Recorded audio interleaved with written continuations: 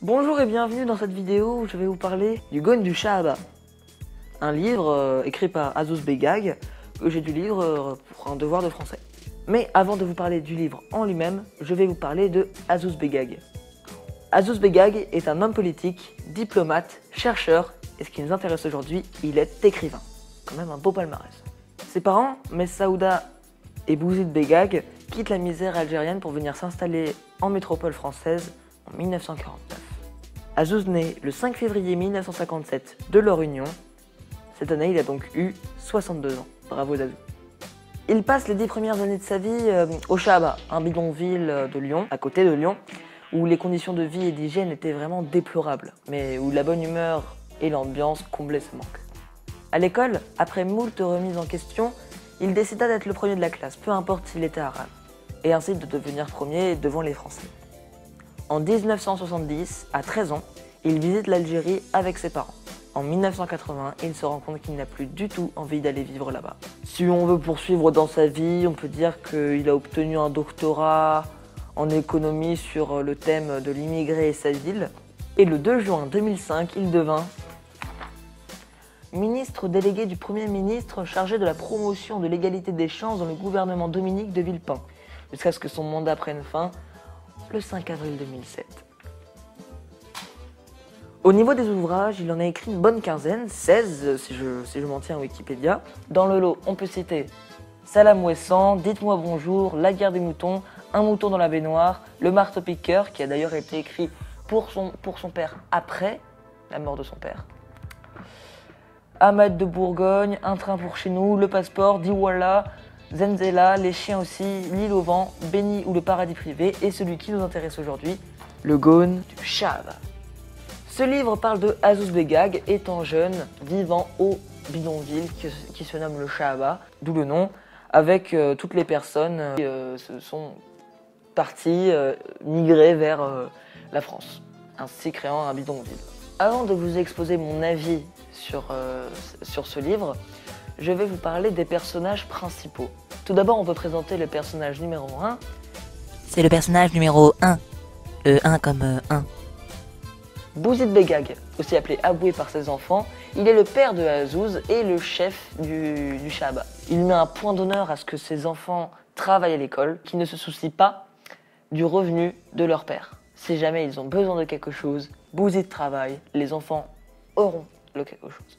C'est pour ça qu'il est en contradiction avec sa femme, personnage numéro 2. Es le numéro 2. Appelée Emma par ses enfants, elle veut que ses enfants aillent travailler, au marché d'ailleurs. Elle veut s'en aller de ce bidonville. Tout ce qu'elle veut, c'est s'enfuir. Elle veut une grande maison, un palace. Tout ce qu'elle veut, non même pas, elle veut juste partir de ce bidonville et avoir quelque chose où habiter de propre, de luxueux en somme. Mère de 3 enfants, commençant par personnage numéro 3. Es la secuencia semer espagnole. Zora, sœur de Zazou et de Moustaphe. Bon, toi tu me saoules. Hop, hop. Wouhou! Elle sert de grande sœur protectrice à Azouz, ainsi que de traductrice au Shahaba, pour les parents analphabètes. Elle sert de traductrice pour les notes, les appréciations, tout ce qui est en rapport avec l'école. Elle vient pour les déchiffrer chez les parents, pour leur expliquer. C'est pour ça qu'elle sert aussi de grande sœur au Gaune du Shahaba. Les Gaunes, ce sont les enfants, d'où le titre, le Gaune du Shahaba, qu'on devine être Azouz. Elle se débrouille pour aider d'abord les enfants et les adultes, notamment sa mère, en faisant les tâches ménagères, tout ce qu'elle peut faire en son pouvoir pour l'aider. Elle a de très bons résultats à l'école, contrairement à personnage numéro 4. Il vient de le dire, on y va, une souplesse. Moustaphe, frère de Azouz et de Zora, lui profite, ne fait pas beaucoup d'efforts, a des notes médiocres et s'amuse globalement toute la journée. Il félicite souvent son frère pour ses formidables exploits. Quand on parle du loup, personnage numéro 4, et pas des moindres, car ce n'est ni plus ni moins que le personnage principal. Azouz est un Français, d'éducation et de sang algérien, mais c'est un Français. Après des moult remises en question à son école, décide d'être le premier de sa classe. Peu importe, arabe, français, il veut être devant tous, et rien ne l'arrêtera. Ils travaillent lors d'arrache-pied, contrairement à ses semblables qui, eux, ne font pas d'efforts, ne travaillent pas, tout simplement, et se reposent uniquement sur une excuse que oui, les mauvais ils ont racistes. Contrairement à eux, Azouz envoie du steak. Lui, tout ce qu'il veut, c'est finir premier. Il veut avoir de très bons résultats, il veut pouvoir grandir, avoir une belle vie plus tard, avoir un beau métier. Il réalise enfin son rêve en 6e avec un prof qu'il adore. Il finit ainsi premier de la classe à la fin de l'année. Mais même si lui-même ou son père ne veut pas qu'il travaille, il travaille quand même au marché pour éviter les coups de sentence de sa mère, de colère, de mépris. Donc maintenant, il faut que je vous parle de soit de 3 points positifs, soit de 3 points négatifs. Donc j'avais à choisir sur ce livre. Et honnêtement, jamais je ne me serais permis de donner des points négatifs sur ce livre. Je veux dire, c'est tellement une œuvre parfaite, une œuvre dont je ne pourrais dire que des bonnes choses, car elle défie la loi, l'entendement. C'est une œuvre presque parfaite. Mais je vais quand même donner les points négatifs, parce que je suis désolé, mais j'ai plus détesté ce livre que adoré. Donc voilà. Alors tout d'abord, je vais pouvoir vous parler tout simplement de la durée de ce livre, car même si n'étant pas un grand lecteur, ce livre a été long, très long. J'avais du mal à le commencer et j'avais du mal à le finir. Et entre temps, j'avais du mal à le lire. Et vraiment, j'avais l'impression qu'il était beaucoup trop lent. Beaucoup trop lent, long. Et pourtant, ça allait vite, hein. Mais je sais pas, je pense qu'il n'est pas adapté à tout type de lecteur. Il faut quand même préciser que c'est une lecture pour personnes qui s'y connaissent un petit peu, qui lisent souvent des livres. Maintenant, je vais vous parler de mon barème sur lequel j'achète un livre avant même de l'avoir lu. Il s'appelle le TDPIPEC, ou comme j'aime communément l'appeler, le... Il veut tout simplement dire taille de police, image, prix, épaisseur, couleur.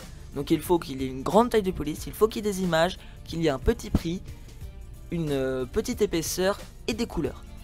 Honnêtement, ce livre n'a ni la bonne taille de police, ni les images, ni l'épaisseur, ni la couleur. À la limite le prix, mais même pas, parce qu'il est tellement mauvais que j'ai demandé à me faire rembourser, donc même pas, voilà.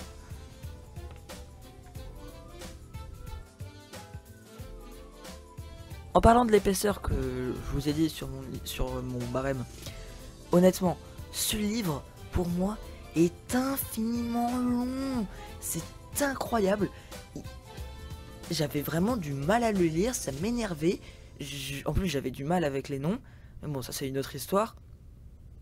Honnêtement, l'épaisseur de ce livre est supérieure à la tête de la France, alors que le respect que j'ai pour ce livre est inférieur au respect que j'ai pour ma prof de français. Encore, ouais, encore. Non, encore un petit peu moins. Voilà, là c'est bien.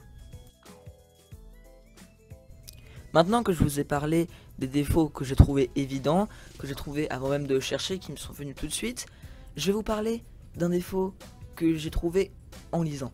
Parce qu'en effet, je ne vais pas parler du livre en lui-même, mais je vais parler d'une scène du livre. Oh oui, vous voyez très bien de quelle scène je parle.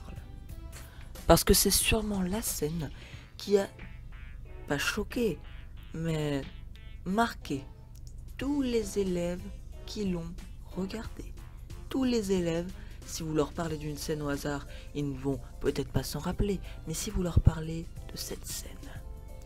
Oui, je parle bien d'une scène qui met en scène, oh que c'est rigolo, un petit enfant de 7 ans et demi qui commence à découvrir qu'il a un sgouigoui et qui, après s'être fait couper le prépuce, veut le montrer à globalement tout le monde.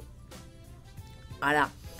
Et donc, tout posément, Azouz Begag raconte la fois où quand il avait 7 ans et demi, s'est posé avec une madame, bon, avec une jeune fille normalement, consentante somme toute, et pour éviter de raconter n'importe quoi, qui se sont enculés comme des grands. Voilà, donc 2 enfants, parce que même si la fille était un petit peu plus âgée, Elle reste néanmoins une enfant, se sont assis quelque part dans une cabane et se sont enculés. Voilà, super. Et moi, ce qui m'a vraiment fait rire, c'est au moment où il y a un mec tout posé, il arrive et il fait montez d'enculé. Et plus que de me choquer, ça m'a fait rire parce que j'imagine vraiment quelqu'un claquer une porte et entrer et dire je veux enculer alors qu'il a le même âge que la fille, c'est-à-dire à peu près 14 ans. Bon, et bien maintenant que je vous ai parlé des 3 défauts, que je vous ai exposé la biographie de Azouz Begag et que j'ai exposé les principaux personnages, je vais pouvoir vous parler du lien avec la séquence sur les migrants. Alors, tout simplement, Azouz Begag a des parents immigrés. Il a consacré une grande partie de sa vie pour les migrants, le lien est donc évident. Le livre parle de familles immigrées qui ont fui la misère et la pauvreté algérienne pour venir s'installer en France, pays de tolérance s'il en est. Et ses parents sont même réfugiés si on y pense, car ça peut être un danger. Le livre parle même de racisme, avec la professeure de Azouz Begag, de CM2, qui lui mettait de mauvaises notes, non pas parce qu'il était deuxième dans son année précédente, mais bien parce qu'il était arabe, et parce qu'elle était raciste. Alors que son professeur, qu'il aimait bien, lui, n'était pas raciste, n'était pas anti-français, lui était juste objectif, était content d'avoir un élève attentif arabe. Ça lui donnait envie d'apprendre aux élèves, par exemple, comment écrire en arabe, quelles sont les coutumes, certains mots en arabe. Même donner des livres aux élèves, particulièrement à Azouz, des livres qui traitent globalement de sujets islamistes ou arabe. Attention, islamiste c'est pas un gros mot, hein. Faut pas confondre. Mais bref, je m'égare. Tout ça pour conclure, ce livre parle d'immigration. Il est justement porté sur les Arabes, leurs coutumes, comment vivent-ils, comment vont-ils sortir de cette misère, comment font-ils pour vivre dans un bidonville pareil. Ce livre parle de migrants, donc le lien est juste présent à chaque page. Je vous remercie d'avoir regardé cette vidéo. Si vous êtes la professeure de français, ce qui est fort probable, n'hésitez pas à mettre une bonne note parce que même si, je peux l'avouer, mon jeu d'acteur ainsi que mon aisance sur la parole laissait à désirer, mais derrière ça, il y a eu plusieurs jours de montage, il y a eu plusieurs jours d'écriture et c'était assez compliqué. Et donc je vous demande d'être assez indulgente sur le seul fait que j'étais pas très à l'aise parce que être tout seul devant une caméra sans aucune équipe, d'habitude j'étais avec mes amis pour faire ça, maintenant ça m'a fait... L'objectif me faisait un petit peu peur à vrai dire, donc je vous demanderai d'être indulgente. Merci beaucoup.